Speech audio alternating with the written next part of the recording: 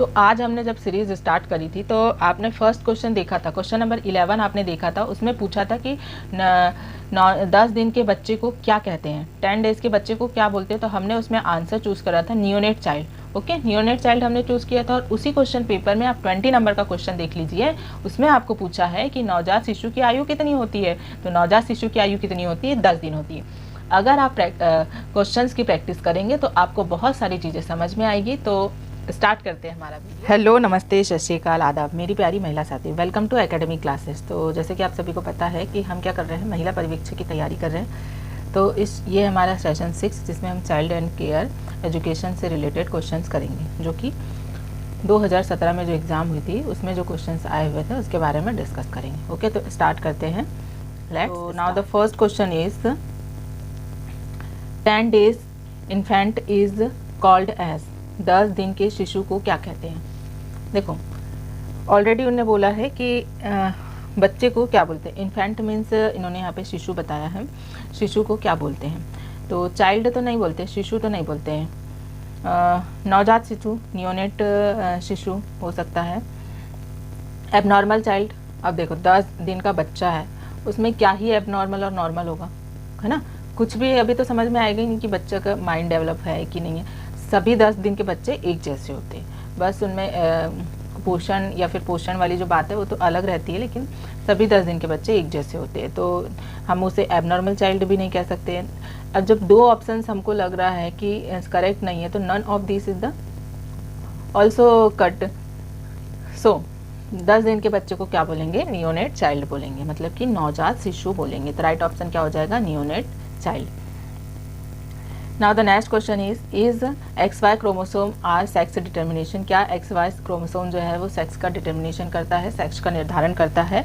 तो ऑप्शंस की अगर मैं बात करूँ तो फर्स्ट ऑप्शन बोला है right, second is the wrong, third is the partially wrong and fourth is the none of this. देखो, मैंने आप लोगों को सेक्स डिटर्मिनेशन बता दिया है। आपने अभी भी अगर वो वीडियो नहीं देखा तो आप प्लीज़ जाके देख सकते हैं कि सेक्स का डिटर्मिनेशन कैसे होता है, मतलब कि बच्चों के लिंग का निर्धारण कैसे होता है।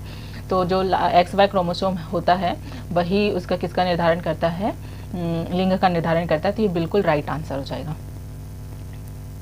ओके, तो yes, the answer is right. What now the next question is question number 13, problem child is, समस्या बालक क्या है, मतलब जो समस्यागत बालक होते हैं वो कैसे होते हैं। फर्स्ट ऑप्शन है हु स्टेल्स, मतलब चोरी करने वाले बालक को बोलते हैं। हु लाइज, मतलब जो झूठ बोल रहा है उसको बोलते हैं। हु डिसओबे पेरेंट्स, मतलब जो माता पिता का कहना नहीं मानते उसे बोलते हैं, या फिर उपरोक्त में से सभी। तो आप क्या मुझे बता सकते हैं कि राइट आंसर क्या होगा, what is the right answer of this question.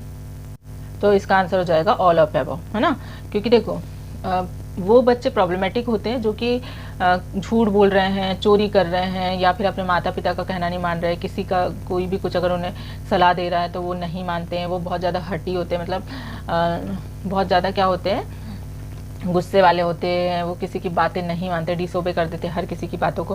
तो अगर ये सब सारी किसी के बच्चे में है तो वो किस में आएगा, प्रॉब्लमेटिक चाइल्ड के अंतर्गत ही आता है। Now the next question is the question number 14, characteristics of development is, विकास की विशेषताएं बताइए।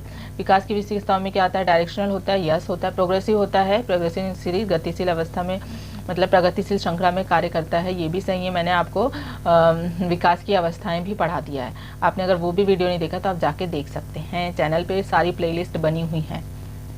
नेक्स्ट ऑप्शन है ऑर्डरली होता है, and the next option is all of above. तो ऑल ऑफ अबव है क्योंकि ये डायरेक्शनल भी होता है, श्रृंखलाबद्ध तरीके से भी चलता है, और ऑर्डरली भी चलता है, मतलब कि क्रमबद्ध भी होता है। विकास जो है वो सारी चीज़ें, मतलब सारी विशेषताएँ आती है इसमें। तो नेक्स्ट क्वेश्चन की अगर मैं बात करूँ तो नेक्स्ट क्वेश्चन में बोला है question number 15, hyper activity and disorder of attention is characteristics of which special childrens. अति क्रियाशीलता और अवधान की अस्त व्यवस्था किस विशिष्ट बालक की विशेषता होती है। तो इसमें ऑप्शन की अगर हम बात करें तो ऑप्शन, फर्स्ट ऑप्शन है लर्निंग डिसेबिलिटी, डिसेबल मतलब कि अधिगम निरोग्य, बैकवर्ड चाइल्ड, गिफ्टेड चाइल्ड, या फिर लॉनिकेट चाइल्ड। ओके, तो ऑप्शन करेक्ट ऑप्शन बताइए मुझे। देखिए, एक बात बताइए मुझे कि अगर कोई बच्चा गॉड गिफ्टेड है, मतलब गिफ्टेड चाइल्ड की हम बात करते हैं, तो अगर कोई बच्चा गिफ्टेड है मतलब वो बहुत ज़्यादा टैलेंटेड बच्चा होता है, है ना, उसको हमको एक बार हमने अगर कोई चीज़ बता दिया तो वो बहुत जल्दी अपने आप उन चीज़ों को कैप्चर कर लेता है और वो बहुत जल्दी सीख जाता है। तो अस्त व्यवस्था तो उसमें बिल्कुल नहीं होती, तो ये ऑप्शन तो कट हो गया। अपराधी अगर कोई बालक है तो उसका लर्निंग से, सीखने से कोई भी मतलब रहता नहीं है ना। जो बच्चा गलत संगत में चले जाता है वो क्या करता है, उसको पढ़ाई लिखाई से कोई मतलब नहीं है, उसको सीखने से या फिर कुछ एक्टिविटीज़ में कुछ भी इंटरेस्ट नहीं होता, तो इसमें अपराधी बालक भी कट जाएगा। फिर है बैकवर्ड चाइल्ड। देखो, अब जो बच्चा बैकवर्ड है मतलब पिछड़ा है, पिछड़ा हुआ बच्चा है, उसको सीखने में बहुत समय लगता है ना। वो एक ही चीज़ को 10 बार करेगा तब जाके वो सीखेगा। तो बैकवर्ड चाइल्ड में भी डिसऑर्डर का कुछ भी नहीं होता है। किस विशिष्ट बालक की अगर हम बात करें तो जो वो बालक जो कि लर्निंग करते हैं, अधिगम में निरोग्य होते हैं, मतलब कि जो सीखना चाहते हैं, तो वो बच्चे क्या हो जाते हैं, बहुत हाइपर एक्टिविटी वाले होते हैं। और डिसऑर्डर, जैसे अगर कोई बच्चा कोई चीज़ करना चाहता है तो वो एक, अगर हम टॉपिक की बात करें, ठीक है, अगर आपको एक टॉपिक पढ़ रहे हैं तो आप अगर हाइपर एक्टिविटी कर रहे हैं उसमें, है ना, आप उस चीज़ को सीखना चाहते हैं तो आप उसे 10 बुक से देखेंगे, 10 बुक से देखेंगे कि कौन सी बुक में अच्छा चीज़ लिखा हुआ है और उस चीज़ को आप पकड़ेंगे। वैसे ही आप वीडियो की अगर हम बात करें, लेक्चर्स की अगर हम बात करें, तो आप बहुत सारे टीचर्स के लेक्चर देखते होंगे, फिर आप उन टीचर को सिलेक्ट करते हैं जो आपके साथ में कंफर्टेबल हैं, आज जिनका पढ़ाने का तरीका आपको ठीक लग रहा है। ओके, तो वही होता है लर्निंग डिसेबल चाइल्ड, मतलब कि अधिगम निरोग्य चाइल्ड। तो उनमें क्या हो जाती है, बहुत ज़्यादा अस्त व्यस्तता हो जाती है। तो right answer is the learning disable. Now the next question is who is the founder of pre education या फिर प्री स्कूल एजुकेशन, पूर्व शालेय शिक्षा के जन्मदाता कौन है। कल एक क्वेश्चन आया था इसी पे, आई थिंक वीडियो में कुछ तो भी प्री स्कूल के बारे में क्वेश्चन था। तो प्री स्कूल कैसी होती है ना, किंडरगार्टन वाली पॉलिसीज होती है उसमें, और 2-3 चीज़ें मैंने आपको बताया था। तो वही चीज़ इसमें यहाँ पे आज पूछा है कि इसके जन्मदाता कौन है। तो इसके जन्मदाता की हम अगर बात करें तो इनकी जन्मदाता है मैकमिलन बहन। किसकी जन्मदाता है, पूर्व शालेय शिक्षा की, मतलब कि शाला जाने के पूर्व बच्चा कहाँ जाता है, आंगनबाड़ी जाता है, बालवाड़ी जाता है या फिर किंडरगार्टन स्कूल जाता है। ओके, तो यही होगा इनके, इसी के जन्मदाता की अगर हम बात करें तो यही इनकी जन्मदाता है, फाउंडर है। नेक्स्ट क्वेश्चन है, नेक्स्ट क्वेश्चन में बोला है special facilities for orphan childrens is, अनाथ बच्चों की विशेष सुविधाएं कौन कौन सी होना चाहिए या फिर उनके लिए कौन कौन सी सुविधाएं प्रोवाइड कराई जाती है। फ्री स्कूल प्रोग्राम, पूर्व स्कूल योजना, ठीक है। पठन सुधार योजना, ये भी ठीक है।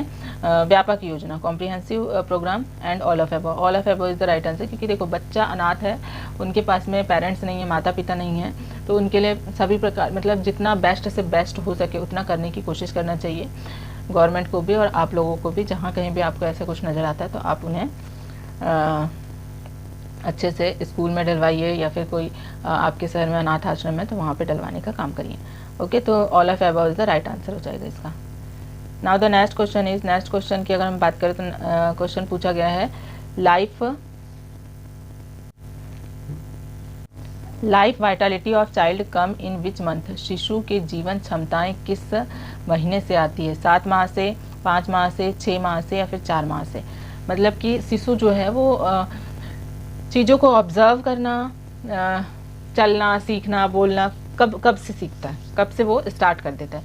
तो 7th मंथ से जो है बच्चा बहुत सारी एक्टिविटीज़ करना, एक्स्ट्रा एक्टिविटीज़ करना, मतलब वो थोड़ा थोड़ा चीज़ों के सहारे चलना सीखता है, बोलना सीखता है, ऑब्जर्व करना सीखता है। तो ये सारी चीज़ें कब से स्टार्ट करता है, वो 7 मंथ से स्टार्ट करता है। तो राइट आंसर क्या हो जाएगा, 7 month. Now the next question number 19, which are the basic principle of special education, विशेष शिक्षा के सिद्धांत क्या है। ट्यूटरिंग इन फंक्शनल स्किल, मतलब क्रियात्मक कौशलों का प्रशिक्षण। एम्फोसाइज ऑन इंडिविजुअल इंस्ट्रक्शन, व्यक्तिगत अनुदेशन पर बल। एम्फोसाइज ऑन अविकन ऑफ चाइल्ड सेंस, बालक के संवेदनाओं को जागृत करना। All of above. ओके, तो इसका राइट आंसर की अगर मैं इसके राइट आंसर की बात करूँ तो ये सारे प्रिंसिपल जो है वो एक स्पेशल एजुकेशन के अंतर्गत आते हैं। तो right, all of above is the right answer हो जाएगा। देखो, आप इतने सारे क्वेश्चंस की प्रैक्टिस कर रहे हैं, अभी बहुत सारे क्वेश्चंस हो गए हमारे, लगभग 150 करीब क्वेश्चन हो गए, है ना, मतलब चाइल्ड एंड केयर के भी एंड न्यूट्रिएंट एंड हेल्थ के भी। तो आपने एक चीज़ यहाँ पे बहुत कॉमन देखी होगी, अगर किसी भी क्वेश्चन में किसी भी चीज़ के बारे में पूछा है ना, और उसका थोड़ा सा आपको डिटेलिंग टाइप का उसमें दिख रहा है, मतलब ऑप्शंस आपको राइट लग रहे हैं, तो उसमें all of above is always right answer होता है, क्योंकि उस चीज़ को वो क्या करता है, एक्सप्लेन करने की कोशिश कर रहा होता है वहाँ पे, है ना, ऑप्शंस के थ्रू उस क्वेश्चंस को एक्सप्लेन करने की कोशिश कर रहा है। जैसे यहाँ पे सिद्धांत की बात कर रहा है, तो सिद्धांत में ये तीनों चीज़ें आ रही हैं, तो all of above is the right answer. तो कभी भी आपको ऐसा कन्फ्यूज़न लगे किसी क्वेश्चन में, तो मैं आपको सजेस्ट करूँगी कि ऑल ऑफ अबव में करेक्ट ऑप्शन को चूज़ करिए, क्योंकि ये 90% चांसेस है कि ये आंसर राइट हो। ओके, तो जैसे जैसे हम क्वेश्चन करते जाएंगे वैसे वैसे हमको क्वेश्चंस की समझ भी आती जाएगी कि कैसे करना है, हमको ऑप्शंस कैसे चूज़ करना है। इसीलिए क्वेश्चन प्रैक्टिस सीरीज को देखना भी स्टार्ट करिए। Now the question number 20 and last question in this class, age of neonate is. देखो फर्स्ट क्वेश्चन मतलब हमने आज जो स्टार्ट किया था जब क्लास, उसमें क्वेश्चन नंबर 11 में बताया था आपको कि नियोनेट चिल्ड्रन क्या होता है, बच्चे नवजात शिशु की कितने दिन का बच्चा होता है। एंड उसी पेपर में ये क्वेश्चन फिर से रिपीट कर दिया है कि नवजात शिशु जो है वो कितनी वर्ष की आयु का होता है। तो 10 days, 20 days, 35 days and 45 days. तो राइट आंसर क्या हो जाएगा, 10 डेज। आप अगर क्वेश्चंस करना स्टार्ट करेंगे तो आपको क्वेश्चंस कैसे आते हैं इस चीज़ की समझ डेवलप हो जाएगी अपने आप। इसीलिए बिल्कुल 10 मिनट कहाँ नहीं जाते, आप 10 मिनट में 10 रील देख लेते हैं, इससे बढ़िया मेरा एक वीडियो देख लीजिए। ओके, तो मिलते हैं नेक्स्ट सीरीज़ में। ये थे हमारी आज की क्लास। अगर आपको वीडियो पसंद आया तो प्लीज़ लाइक कीजिए, शेयर कीजिए, और जो भी डाउट्स होते हैं कमेंट बॉक्स में कमेंट करिए। ओके, तो मिलते हैं नेक्स्ट क्लास में, तब तक के लिए बाय बाय।